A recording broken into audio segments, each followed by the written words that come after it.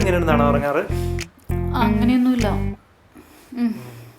ഇത് ചരിഞ്ഞ് വേണം കിടന്നുറങ്ങാന്ന സ്വാമി ഹിമാലയന്ത പറഞ്ഞിട്ടുള്ളത്. എന്നാ ശരി, ഇങ്ങനെ എടുക്കാം. ആ മീനു, നിനക്ക് പനി എന്തെങ്കിലും ഉണ്ടോ? ചെറിയൊരു വരൾച്ച പോലെ. ഹേയ്, അവിക്ക് തോന്നണതാ. ഇല്ല, കുറച്ച് ചൂടുണ്ടല്ലോ. അവി, എന്താ പരിപാടി? ഒന്നുമില്ല. ഞാൻ അതൊക്കെ ശ്രദ്ധിക്കണില്ലേ വിചാരിക്കണ്ടോ? ഇത്ര സെക്കൻഡിലൊന്നും നിനക്ക് കാര്യം പിടിയിട്ടെങ്കിലേ നിനക്ക് ബുദ്ധിയില്ലാണ്ടായിരിക്കും.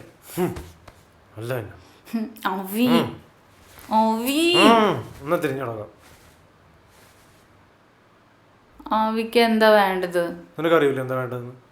എന്ത് എന്ത്?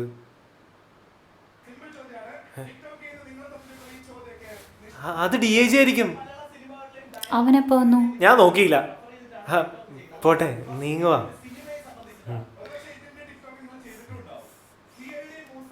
പ്രണയക്കുരുക്കിൽപ്പെട്ട് വഞ്ചിതയായ കൊച്ചിയിൽ നിന്നുള്ള 27 വയസ്സുകാരിയെ ആത്മഹത്യാ ശ്രമത്തിനിടെ അത്യാസന്ന നിലയിൽ ആശുപത്രിയിൽ പ്രവേശിപ്പിച്ചു.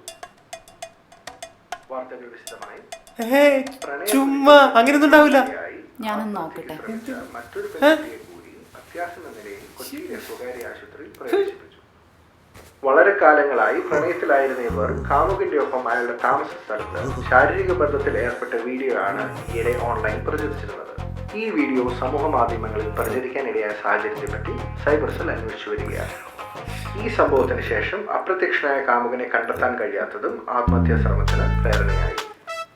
ഈ വീഡിയോ സമൂഹ മാധ്യമങ്ങളിൽ പ്രചരിപ്പിച്ചത് കാമുകൻ തന്നെയാണോ എന്ന് പോലീസ് വിശദമായി അന്വേഷിച്ചു വരികയാണ്.